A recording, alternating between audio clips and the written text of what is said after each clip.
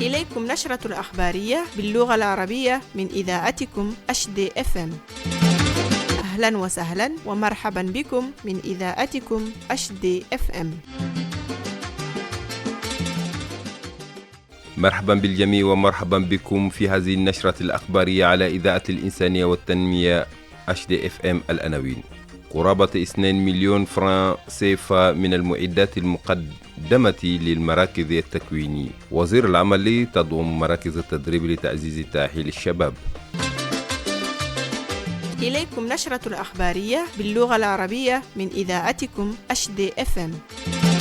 مينستريكا كان وهي لقاء خاص للوزير للالتقاء مع الشباب. وزير فومبا يشجع الشباب على المواطنة والتضامن. وزير زيارة الأعمال الوطنية والعمل والتكوين المهني قامت في 3 مارس عام 2026 بتسليم دفعة كبيرة من المواد والمعدات إلى المراكز التكوين المهني تقدر قيمة المعدات بحوالي 2 مليار فرنك سيفا. دعت الوزيرة أم سلسك مديري المراكز المستفيدين إلى التحلي باليقظة والالتزام حتى تساهم هذه المعدات في تكوين قوة عاملة مؤهلة. وزير الشباب يشدد على أهمية الحوار والمواطنة والتضامن في إطار مبادرة مينستريكا كان وهي لقاء خاص للوزير الشباب. التقى عبد الكريم إبراهيم فومبا وزير الشباب والرياضة المكلف بالتربية المدنية وبناء المواطنة بشباب الدائرتين الثالثة والرابعة. خلال اللقاء دعا الوزير الشباب إلى جعل الحوار والمواطنة والتضامن مبادئ أساسية لبناء مالي قوي معا. تهدف المبادرة إلى تعزيز الالتزام المدني وتشجيع الشباب على المشاركة الفعالة في الحياة الاجتماعية والمجتمعية. الوزير يشدد على أهمية الحوار والتفاهم بين الأجيال لتحقق التنمية المستدامة في مالي. مبادرة تضامنية في شهر رمضان. في إطار شهر رمضان المبارك نظمت مؤسسة فاطمة أنا ديابيتا عمليات التضامن لصالح الأشخاص الضعفاء. استفادت 100 عائلة من حزم غذائية تحتوي على الأرز والزيت والسكر. المبادرة التي تقودها السيدة فاطمة ديابيتا تهدف إلى تعزيز التضامن والكرامة الإنسانية في هذا الشهر المبارك. وفي تومبوكتو قام المفوضية السامية للأمم المتحدة لشؤون اللاجئين بالتعاون مع السلطات الإقليمية والعديد من شركاء الإنسانيين في 26 فبراير عام 2026 بتوطين مؤقت 100 أسرة نازحة في موقع مدينة الأمل. من بين هؤلاء المستفيدين يوجد أيضا 4 أسر من اللاجئين البوركينيين، أي 12 شخصا. تهدف هذه المبادرة إلى توفير مأوى آمن وظروف معيشة كريمة للعائلات المعنيات. بمجرد استقرارهم في مساكنهم تلقى الأسر معلومات حول كيفية عمل الموقع وكذلك حول الخطوات التالية في عملية الدعم عبر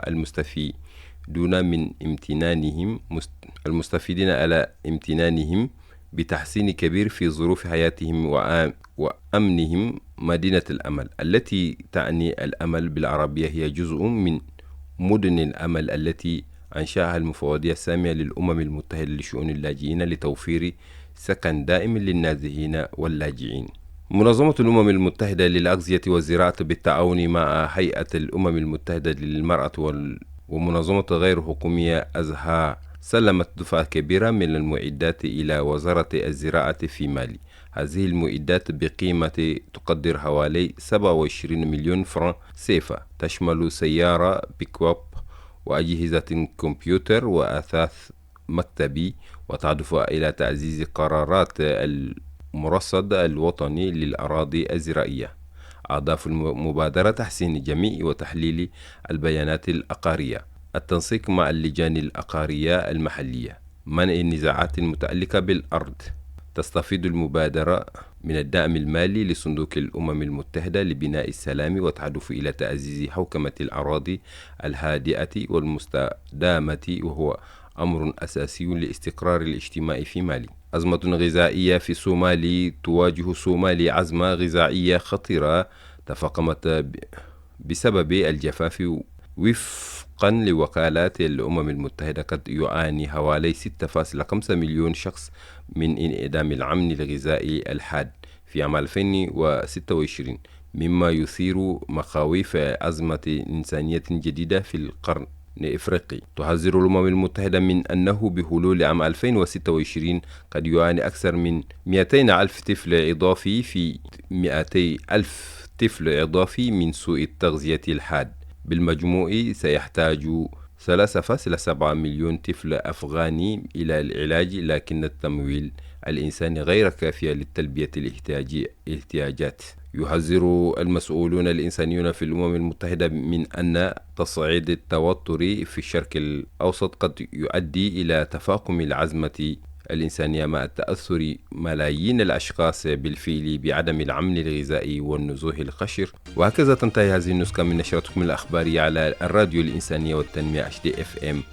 تابعونا، شكرا لمتابعتكم. ابقوا على تواصل مع برامجنا على الأثير، وتابعونا أيضا على منصات الرقمية المختلفة تم تقديم هذا الأرض الأخ عبد الله سليمان ميغا، والجانب الفني الأخ والمهندس سالم جوارة. وإلى لقاء آخر، ودمتم في رعاية الله وعونه، وشكرا. إليكم نشرة الأخبارية باللغة العربية من إذاعتكم HDFM.